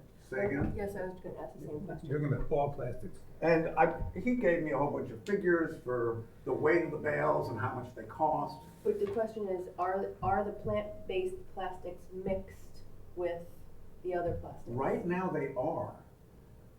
The idea would be to segregate them, and there actually is a little plan going on now at DPW to actually do a little experiment with the what people call the digester. In order to compost, anything that you see, even perhaps the lid of that coffee, if it says compostable, doesn't mean you can compost it in your backyard compost pile. Right. The temperature has to get up to 165 degrees for 3 to 5 days. And the way you do that is you send it off to a commercial recycling facility. You'll see on all your little products that you pick up in town, it says compostable at a commercial facility. For years, there were only 4 of those in North America. They were in Canada. Now there are some more. The experiment that they're toying with is that if we can segregate enough compostable product and segregate it and run it through the composter, through the digester, for 3 to 5 days at high temperature, because that thing gets up to about 180 degrees, they want to see what comes out the other end and what can be compostable. Maybe something can be done here, but this is theoretical at this point in time. But you're right, in order to take advantage of the plant-based, it's still segregated, but the thing about going to plant-based is if the stuff ends up in the landfill by mistake or by bad processing, it can break down. And it's not going to be add toxic materials because it breaks down into the carbon and the other elements that are recyclable and can go into the ground and not cause toxic elements into the ground and into the groundwater. An example, town council didn't particularly like it, is the coffee K-pot, the K-cup. The K-cup has 4 components to it. It's got an aluminum top, recyclable. It's got a fiber filter in it, and it's got coffee grounds in it. Those are all recyclable and compostable. The plastic cup is what they call number 7 plastic. There's nothing you can do with it. 700 years, it's still not gonna break down. So what happens when I use my K-cup? Convenient. What do I do with it? It goes in the garbage. Very few people take them apart, even though there are acceptable alternatives. There are K-cups that are made without the plastic and with a corn plastic. I have a sample here, and it's got a fiber top. It's completely compostable. Breakdown. So let's move on and just talk Okay. a little bit about, it seems like there's an education component. How are you going to do that? How are you going to go to the high volume users, grocery store, restaurants, and how do you get voluntary compliance? And I guess for me, since you're advancing an economic argument, why don't we just tax the people that sell the product? So those are 3 questions for you to. Okay. I have The I have one question just about what's already in place, and Libby or Brian, correct me if I'm wrong. The Board of Health currently, do they currently enforce with places that do takeout, what kind of plastic, or places that produce product on island? They currently enforce that it has to be non-petroleum based containers that they're using. It's actually a Board of Public Works regulation, but it is enforced by the Board of Health, and I don't remember all the details of it, but it is a biodegradable packaging. But it's true that that's in place already. Yes. There is a Yes. biodegradable packaging regulation in place. And there's some very lovely brochures that describe it. There are exemptions to it. For example, plastic forks, knives can still be plastic. Places like the Green actually have gone to compostable. With the straws, there's all kinds of alternatives. But to get to your questions, David, one of the mistakes I made when I drafted this was that I failed to limit the use of, and town council brought this to my attention. It goes, are you intending to penalize mom and dad who are using a plastic container? And the answer is no. So the wording got changed to commercial use, which is the retail establishments, the restaurants, things like that. So that was one of the definitions that I had to come up with. The Stop and Shop could still sell plastic straws? The Stop and Shop could still sell? No, they could not. And no plastic bottles of water or bottles of soda. Right, but if you came over to my house and I had plastic straws and I gave you one, I'm not gonna get in trouble. Right. One of the examples was there are people who have medical conditions that need a flexi straw, and you can't penalize them. Although I did discover there are silicone straws that are completely washable, reusable, the whole bit. So there are viable alternates, but to answer David's first question, the intent is to impose this regulation more on the commercial use for profit. Where, for example, if I wanted to have dinner and can I take this home? That they wouldn't give me a plastic clamshell to take it home in, they would give me a fiber-based, and I have samples here, but there would be a biodegradable, compostable package. Or a foil one with a paper top. Right. So, that was that point. Tell me the second question again. Well, it's education. It's, how do you get at the commercial establishments? And the third is, if this is an economic argument, why don't we just tax the establishments on any plastic, either a big blanket tax to discourage or very specific tax? I'm not well versed in how you could impose a tax on something like that and how you would collect it, but it's an interesting thought. There are many towns now, Seattle is an example, where they have banned this stuff, not tried to regulate it as this is. They've actually banned it. So I don't know how to answer that question. How do you educate the people? Would you, in hindsight, be more interested in a ban? I don't think so. The word ban, I think, has a negative connotation. I think regulating it is a good first step, but to ban something, now you have a serious enforcement problem. But, excuse me, that is actually what it is. If it's unlawful to sell, distribute, or otherwise use single-use plastic, it is a ban. If that's not a ban, I don't understand what a ban would be. I guess I'm not technical enough to know the difference between regulating and banning. I know, but once you can't use it, Right. It's a semantical question.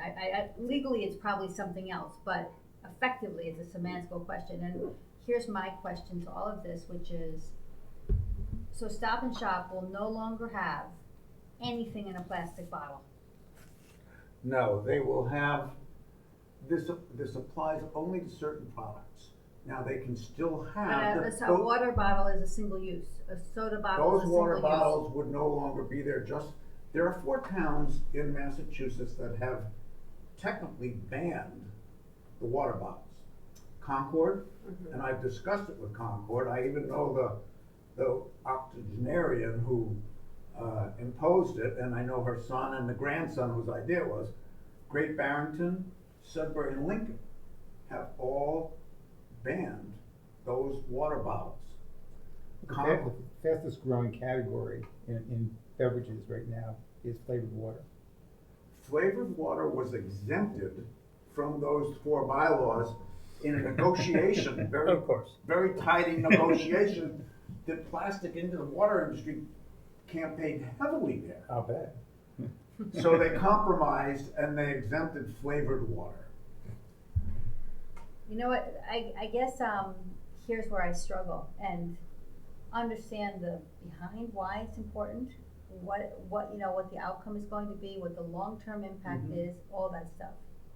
And I just see everyone going off island and loading up their cars with single-use plastic because they can no longer buy it here and bringing it onto the island. So, not everyone, but of course, a good chunk of people will add that to their Amazon Prime list because they can't get it at Stop and Shop. And so, Just the way the people in Concord, Lincoln, and Sudbury go to well, they get to drive to the Costco next and town. to the next town In over and buy it. Concord, they drive 2 miles to the next town and load up. Yeah, and But it's I making a statement. Yes. It's taking a first step Okay. toward this. I don't think you're gonna stop the problem. Sure I not. think you're gonna That's where I'm reduce the struggling with it. problem as far as Create awareness. education is concerned. the same way the Department of Health produced a few brochures about their biodegradable initiatives. They had some interns draft up some brochures, they distributed them, you go talk to groups about it. It didn't cost them that much because the interns had grants and they were working for their department. The template for a brochure like that that's online could be handled. The notification of the various commercial entities, the Department of Health notifies every one of those entities on several occasions during the year for their tips, for their Safe Serve certifications, to remind them there are classes coming up, and they send out a blanket email. The same notification could be done if this bylaw passes to remind them that, hey, this is coming up next year, you need to dump your stock, use it up as quickly as you can, and you need to get in line to get some of these alternate products. Many of these restaurants and bars and taverns are already using paper straws, compostable products, plates. Instead of plastic plates, they're using fiber-based plates. Some manufacturers, Healthy Choice Foods, is coming out with fiber-based containers. So it's a trend and it's a message. I don't think you're gonna stop the flow, but I think you're gonna make an important message go out. And I do believe there's a substantial amount of the population of Nantucket that will wanna comply. And the sense is that the current DPW Board of Health enforced ban on these packaging has had some effect, no effect, a good, what do we have any sense as to, has plastic volume at the dump gone down or not gone down? It has not. According to the folks at Waste Option Nantucket I've spoken to, I've taken a tour, I've talked to them, I've gotten their tonnage figures. I think the initiative by the Regulation 71 is good. There's supposed to be a little sign at each point of sale register about how the entity is complying. There's specific wording in the regulation. The effort is there. I think it's a matter of priorities. I think it's a matter of what takes precedent. You get into your question about enforcement. Yeah, I mean, it's the question. What's different about what you want to do, and why would this be successful or more successful than what the health department and the DPW has put in place? Because the regulation is not being as effective as it could be, and this bylaw. Because why? I don't know why. I mean, I've asked. So why does this bylaw make it more effective? I think it brings it to the forefront, and I think that once these commercial entities see how serious this town is about this, I'm not sure that the Regulation 71 has gotten enough coverage. I'm not sure that it's enforced. It's kind of like when I worked down in the Bix window at the police department with the dispatchers. There are calls that take priority and there are calls that don't take priority. This is meant to be a discretionary enforcement where if someone made a call and go, I went into this restaurant, they're still using these plastic products, you're not gonna send the squad car right out, or you're not gonna call the Board of Health to have the inspector go out. But if there are no other priorities, they would go and issue a warning and the message would start to go out. Yeah, I think one of the things that I'm all about, unfortunately, I'm stuck on the enforcement side of this, and I sit here and think, I run a business and my plastics cost me 0.001% per item. And so therefore the biodegradable stuff costs me 5 cents an item. So you can give me a $200 fine every day and I'm gonna happily pay it because I can't afford the other stuff. And just, I will I'll keep handing you $200 a day because it's in the end economically easier for me to pay the fine than it is for me to change.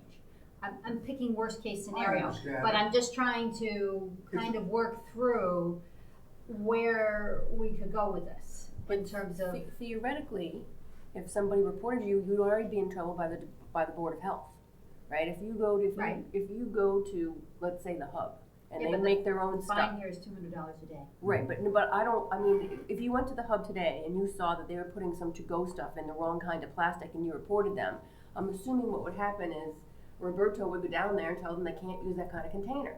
I'm not sure there would be a fine. And I'm not sure that's even important. What I think is important out of what we're trying to do here is we're trying to change the culture and create an awareness that this stuff is not good, and in fact it costs Nantucket money, and these are the ways in which that happens. And no, we might not be able to stop and shop from selling plastic straws, but if we can put it out there to our community that none of these things are a good idea. I think the policing of it is irrelevant. I don't think we need that. I think as a community, we need to put forward this and say this is part of our value system, and this is how it affects the bottom line. There's something called the triple bottom line: people, profit, planet. We need to focus on that as a group. I mean, this is a no-brainer as far as I'm concerned. We don't have to pay for anything. We don't have to police anything. All we have to do is say, this is good for Nantucket. It's very difficult to legislate behavior, but you have to try to start making a change one small step, one small piece at a time. And that's the purpose of this. It's not to try to punish anyone. It's not try to raise revenue for the town by having fines and collecting them. It's more of a, hey, we're a community here. We're running out of landfill space. And I've spoken, for example, at Henry Jr.'s. We discussed it. She has a large supply of plastic straws, and she fully intends to use them as long as she can, but she's eager to transition to paper. You go into some of the other places, and they've already transitioned to paper. Lemon Press, Yeah. places that have Sandbar. the aardvark straws that are made in Indiana. There's only one paper straw company in the United States. They're in Indiana. Aardvark straws. So I want to move along here. So my personal hang up here is I'm not in favor of the town putting any more regulations in place that aren't enforceable. This just seems, believe me, I would love to see the elimination of plastics on Nantucket. And I think that's a widely held view of people that are here on the island. It's the right thing to do. But our easy approach to this is, in a lot of things, and I'm a little bit on my soapbox, so bear with me, is we put in place a regulation. We have no enforcement mechanism. It feels good because we've done it, and we don't get the kinds of results that we would hope for. I personally would like to see this become more of a, like the straw issue, a more grassroots driven initiative that people come to voluntarily. And if you need the next 10% to get over the top, then maybe at that point there's enough sentiment to regulate and we could actually enforce it. And you know, I don't know where our committee is going to come out, but unfortunately, I don't think special town meeting for something like this is, I'd much prefer to see a bigger group of people, because the wisdom of town meeting might say, hey, let's get behind it and let's do it, and we understand the pros and the cons. So anyway, that's kind of where I'm at, but I'm one In a voice perfect amongst. world, that's exactly what would happen. I think the message needs to be sent that we're a little more serious about saving our landfill space and preserving our groundwater from the toxic elements that are going into different plastics. We're more serious here about it. We've got a little bylaw that works. The enforcement section But it doesn't. is word We for don't word. know. It doesn't work. We've got two bylaws. But it's, Well, we've got two regulations, and they're not. There's no empirical evidence that that's making a difference. these So are, why do we do a third with the hope that we're going to get a different outcome? It's a good point. The 4 towns that have adopted this have the exact same enforcement mechanism. It's word for word. Yeah. It's working in those towns. when I spoke to Concord, they're so concerned about it with the reduction in the use of the plastics for the bottles that they said, we think we have a health problem because we think that people are making a choice now to use sugary drinks instead of carrying their own water bottle. Again, it's a personal choice. And you can't legislate personal choice. What we can do on Nantucket is say, we've got a problem at the landfill, we're running out of space. We've got a problem that it's costing us money to send these plastics off island. We're losing money on it, and we want it to stop. And this is one way to reinforce that message. If the regulation at the Board of Health is not working, perhaps we need to focus more on getting it to work, and perhaps this is a way to make it work. Precisely. I don't think that we need to have yet another regulation in the hope that, because two of them don't work, that the third is gonna work. I mean, Except anyway. for that this addresses the end user, the consumer, and creates awareness with them. The regulations that involve the recycling or the DPW and the health department, like most people don't know about them, right? And how do we, so answer the question how we're gonna know about this. In terms of, like, what do you mean, how we're gonna know about it?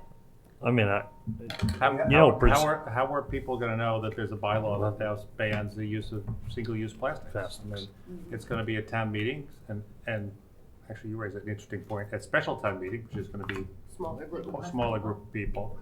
You don't wanna spend any money to enforce it, which I kind of agree with. I mean, I agree too. I mean, I just think it would have to become a point of public information, right? And go onto the website, So, like all the rest so of why the don't we stuff. drive a campaign? Why don't we, instead of channel this away from yet another regulation with no enforcement, Because to a public? I do understand that, but I feel like this says that the town takes it seriously. But the town doesn't take it seriously if they're not going to enforce it. Isn't that the catch-22 that we have? Well, except for that, I think there's a lot of reasons why that's difficult. The town Like, hasn't what do we driven, do with the town hasn't driven the straw discussion, right? Right. So that's been driven through our public press and sort of the general awareness out in the public, and people are starting to do things about it. And that seems to me that the public education and, lobbying the Inquirer Mirror to start editorializing on these kinds of things. And getting to, I know many, as you probably know, many of the clubs have moved, and I suspect many of the commercial establishments. A discussion with Stop and Shop. Maybe it works, maybe it doesn't. And I don't know what the alternatives are for all this bottled water. But if you've got exemptions in Concord for, fizzy water, that seems like, what good did that one do? That was a compromise. Of course. These are the two brochures that we have that reinforce the Regulation 71. They address what they euphemistically call biodegradable packaging. If you look at these carefully, it's not entirely accurate, and it needs to be corrected. I've had discussions with Roberto about correcting some of it. It still allows plastic utensils, plastic plates, things of that nature. It doesn't help us at the landfill. Drive the discussion with them. Get the material in a way that's easily readable and understandable, and let our existing regulations work instead of going to yet another regulation because the first two we don't think work But effectively. they're not directed to the consumer. The regulations are not really open to public discussion. They're formulated by a small board, and they just come out. The town doesn't get to vote on them. This is a way for the people to vote on this, and if they accept this. Well, this has been formulated by one person. This has been formulated by one person, not by a board. The people are going to vote on this. They're not going to have a lot of discussion. They're not going to be familiar with this. And so aren't we doing effectively the same thing that we're accusing the other two boards of doing? I'm not accusing them of anything. I'm just mentioning the process.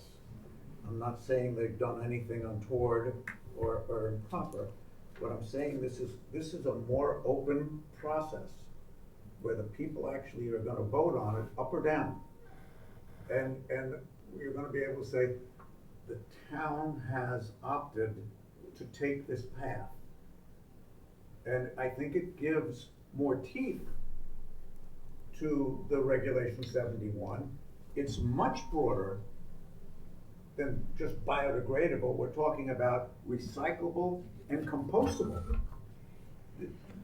This is a much broader. I mean, I think if part of what you're looking for, and I don't think this is what you are looking for, Bruce, but part of what you're looking for is sort of a symbolic vote of the town. I would rather this be a town meeting than a special town meeting, because you're gonna get 300 or 400 people at special town meeting. Hopefully you'd get 1,000 people voting and speaking at annual town meeting.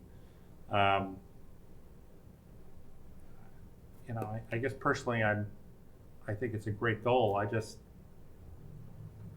we're not gonna enforce it, if we're not gonna put resources behind it, I don't know. Let me paint you a scenario of what great would look like. Nantucket is all in on this, because Stop and Shop has stepped up. The major people who distribute anything like you described have stepped up and said, you know what, we can't eliminate it entirely. We're always gonna have a percentage of the population that insists on having it, but we're able to do this in cooperation with the town people who are willing to do this. And by the fact that we're all holding hands together on this, then you put it at annual town meeting and you get a bigger population that says, you know what, it's achievable. We have a way of going forward, and we have a way of putting a stake in the ground that means something. Right now, this is a Hail Mary pass. And the motivation is fantastic, and the idea behind it is absolutely the right idea. There's no question that exactly for all the reasons you've stated, it's just got so many, for somebody like me who's sitting here going, but how do you enforce it, and what is it going to do, and it's to enact even a simple bylaw that is kind of just a, you know, I think it isn't within. I think Nantucket stuff is practical. I mean, my finding of government here is it's quasi-practical most of the time. You know, there's always, well, I can't get Careful. Well, I don't want Libby to get a big head, right? So, but the point being is that this is. Oh, I maybe I want to stop talking. I understand where you folks are going with this. And I can see that it's a problematic proposal on several levels. Can it be refined? Can it be handled in a different manner? Sure. I go to Stop and Shop and I go down to the corner and I see all these plastic bags. They're yellow plastic bags. What the heck have we got all these plastic bags going into our landfill? Can't be recycled. We have all the produce bags where we put our apples in, going in the landfill. So we need to deal with this. If the advice of this committee is that this is as you say, a Hail Mary, I'm perfectly willing to withdraw this so that we don't waste town assets and time dealing with this at a special town meeting. I'm not quite sure that it would face less hurdles in an annual town meeting. And I suspect you're gonna have a bigger audience at this special town meeting than you think. Especially with the marijuana issue. That's a good point. And But the they'll leave coastal before they get to issue. here. They all got up and left last time. After the marijuana stuff was done, half the people left. So they won't stick around for So long. it's your, I guess I an need a little- observation, I would, before we take a vote, how you want to handle it's obviously up to you. I think what you're hearing is you probably have unanimous support for doing something about plastics. We're probably split on how to do it and how to be effective. And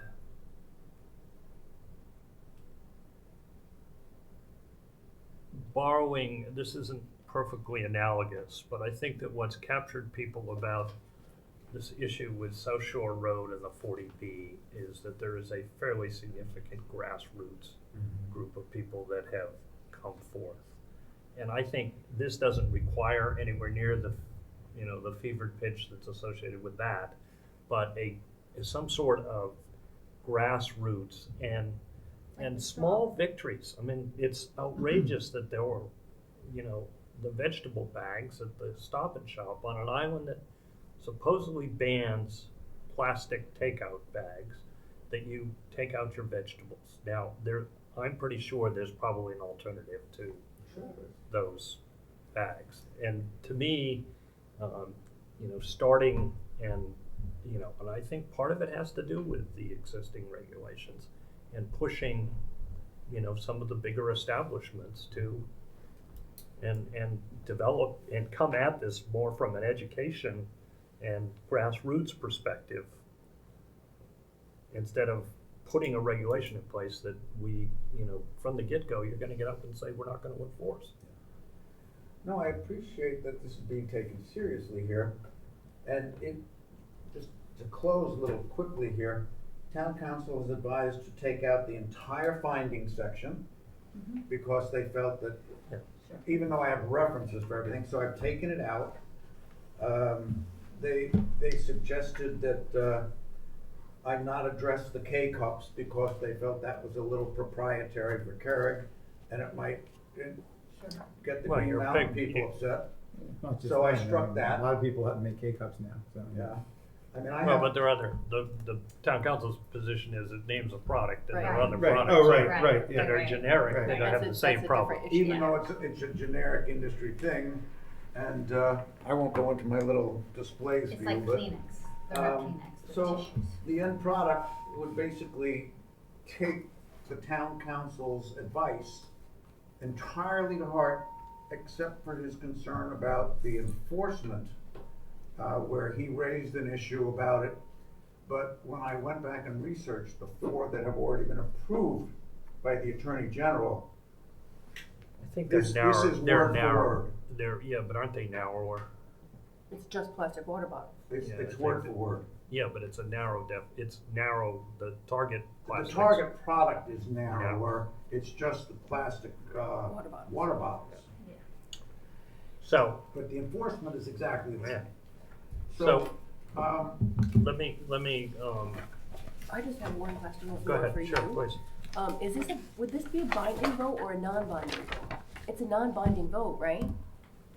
Of this committee or of the No, town? no, no. It's putting in a bylaw. A bylaw is a bylaw. Okay. Yeah, this so is, it's not this is like, not a sense of the town okay, meeting, this so it's is a not like bylaw. the one about the protecting the ocean that we just had. Correct. Okay. The one I didn't like that one either because we couldn't enforce it. Yeah. And then David was gonna put me on a boat and make me go out and enforce it, so. Now, That was his answer at that In the time too. past, town council has taken a bylaw article like this and converted it into a sense of the meeting vote. And I'm gonna propose something that's probably a little bit out of how normal order, or to the extent that we have a normal order. Of first, a sense of the committee where we are. And the second, if there is not support for a motion to adopt, what is your pleasure as, so we have 3 things that we can do. Adopt, Okay. take no action, or not adopt. And people have interpretations of when the finance committee takes those positions as to what it fundamentally means. And I'm only suggesting this because I think there's a consensus that we'd like to see something done with plastics, but this may not be the right vehicle. Right time or place, yeah. Well, I think it's the right time. It may not be the right vehicle or the right approach. And I don't want to screw this up in the sense that, we don't advance the ball on this with a discussion, but, so. I have to tell you that I collected petitions in 36 hours. I had almost, And I signed yours. on this document, I had almost 400 signatures. And it was just me collecting signatures, almost 400. I only had to submit about 130. there's no question it's popular. I just think we're struggling with The how. the how. Yeah. So, anyway. By the way, this is the K-Pod that's totally biodegradable.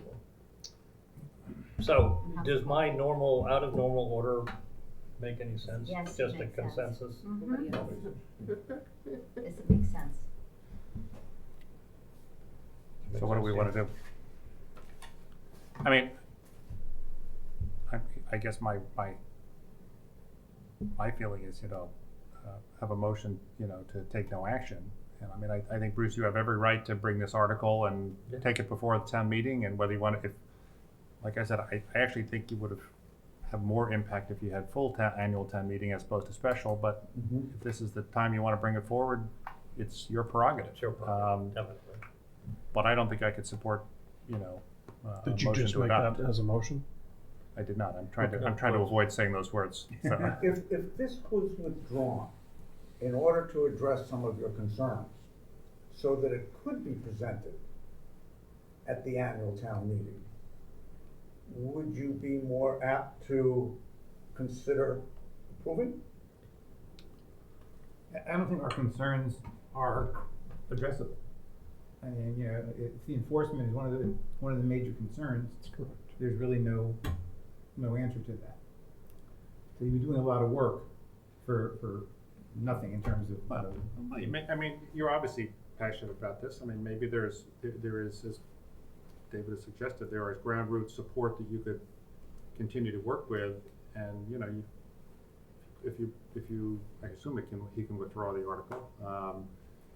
You bring it forward again for town meeting, we'd end up having this meeting all over again. Sure. But And you may have other information for us that would change some people's minds. I don't know.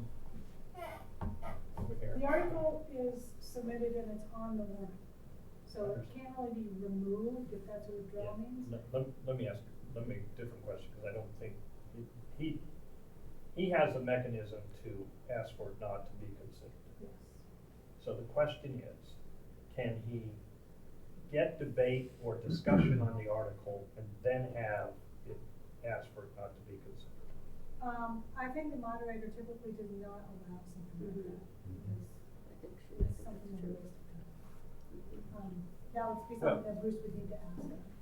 So I asked the question because I'm not sure a discussion on this would be a waste of time, because it would be fairly limited. That might be my, I'm sorry? that might be my opinion, What, that it would be a waste of time? yes. Okay. You've got more experience in this. If than I- it's than not, me. going forward, because then It would be good a information. precedent might be set, then who Right. doesn't wanna come to town meeting and talk on their soapbox and talk about something and say, well, but never mind, I don't really wanna do it. that's a good point. Yeah. Would it be, That's all. would it be appropriate for this committee to recommend no action, but be a little more specific? Because the enforcement component of this proposal is still needing refinement, or is too vague, or it needs to be addressed. What? Permission to speak freely? Permission to. Please. Perhaps something along the lines of, not these words exactly, but we like the effort, we like the concern for the environment, all that, not blah, blah, blah, but we really do like that. But this needs to be worked out, because there are issues Myriad with of it as written. But we recommend that the town or local groups or whatever put together some kind of an action. No working groups. Okay, then Bruce can put together, some people, kind of like the Straws. Yeah. There was some town involvement in that, but I'm sure we'd be happy to get involved with social media outreach and brochures and, having stuff at the Dreamland, like the Straws movie's Right. coming back next week, I think, or the week after. But with some kind of a grassroots effort to get this underway, as happened in Concord and Lincoln and everywhere else. But that was just the one thing, and there are issues with, how are people I have said to myself, how am I going to buy Gatorade? In my household, we go through a lot of that. And forget about the Gatorade, what about everything else that has a plastic yolk to it? I mean, there are things that simply cannot be substituted. But you've already identified probably the most critical piece of this entire process, which is you've developed an awareness. And you're right, you're not gonna be able to make those changes, and that's like a way larger scale social change. But the fact that doing something like this creates a personal awareness to think about the way you use the products differently is enough. Well, It's enough to get the ball rolling. I don't disagree with the public awareness issue at all, and I totally support it. But I agree with what David was saying earlier. Why would we have another bylaw that we have to enforce, and that now we're sort of saying, well, it's not really enforceable, we just want to make public awareness? It's a difficult question, and the major difference between what happened in those 4 communities off island and what's happening here is they are not running out of landfill space.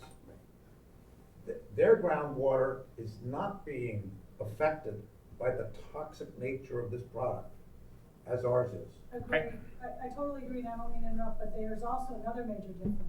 If you live in Sudbury and you decide you want a plastic water bottle, you can go to Needham and get it, Yep. or wherever, another neighboring town. Yep.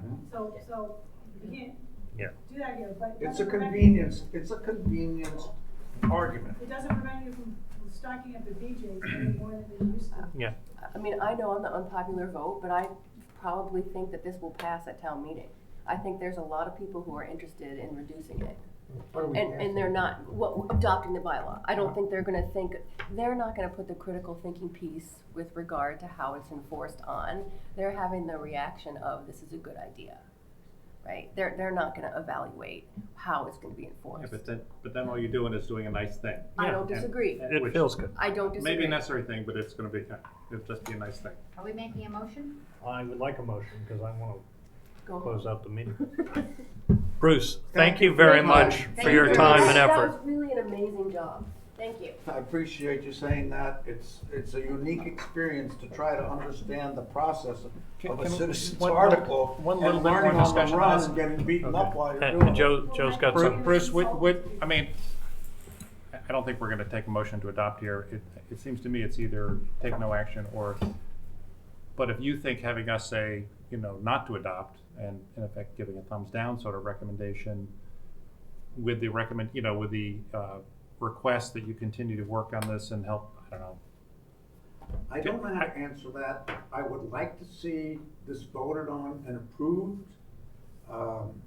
The mildest rebuke that you could give it would be the best way to go. That's exactly, then Yeah, that's the question I'm asking. I asked earlier, all right, well, then I move that we take no action on this article. Second. Any further discussion? You're probably not going to vote for it, but that's okay. All in favor? Aye. Opposed? Me. Let the record note that Joanna Roach opposed. That's totally okay. Well, I think it's getting transcribed. And me is not on the committee. Thank you for your time and Thank you for all your taking hard it work. seriously. A lot of work. Do you have a comment? or- Do we want to have a comment? No. No. So, bring it forth. You've still got to clear with the I will. moderator and all of There that. actually are silicone straws, good stuff like that. But Thank you. Is there any other business that we have to do here? Well, the STM2, Yeah, so, and how about STM 3? okay, so here's what I know. STM2, just FYI, is getting dealt with by the board this Wednesday. So you don't actually have it yet, but I think you've seen the warrant. Right. And we have already gone ahead to schedule your public hearing to meet on this for September 24th. Meanwhile, today, a warrant article was submitted to the town clerk with, it looks like, although they're not certified, sufficient signatures to either call special town meeting 3, or what I think we would do is simply put that article on special town meeting 2. So what's gonna happen with special town meeting 2 is this. Special town meeting 1 starts at 6 p.m. Special town meeting 2 will be called for, say, 7:30 p.m. If we get to 7:30 p.m. and we're not done with 1, we recess 1, open 2, recess 2, go back to 1, finish 1, and then go to 2. Well, that would be fun. Let me, Lot of work. since I must have missed the paper, can you explain where did STM2 come from? I mean, when I get your emails, like, where did this happen? I'm sorry, I probably, yeah, I should have done that. Two comes from two citizen petitions, mainly one that had sufficient signatures to actually call a special town meeting, which is 200 signatures, basically, or a certain amount of registered voters, whichever is less than 200 is less. And in order to make things a little streamlined, we worked with the petitioner to get it submitted in a manner so that we could schedule it on the same day as the existing special. So that's where one came from. I mean, that's where two came from. Then, in the midst of all of that, apparently, an unrelated different citizen submitted another warrant article that, as I understand it, had 100 signatures, not 200, or around 100, enough to get it onto a special, a penny special. So that, because it came in after the STM1 was already approved, it's going to go on STM2. And then we'll probably have warrant article number 3 for STM. Is this the one about where people, the town has to vote to allow, or vote to approve to allow sewer hookups in certain areas? Is that it? Because I haven't even read it yet, Okay. but Yeah. it's something Yes. to do with the Nantucket tipping point. Yeah, so there are Yeah. 3 articles. It looks like there are probably 3 articles, yes. So there's the beach article. Coastal There's a properties owned by zoning town change. management. This is zoning change. South And Shore is that, Road.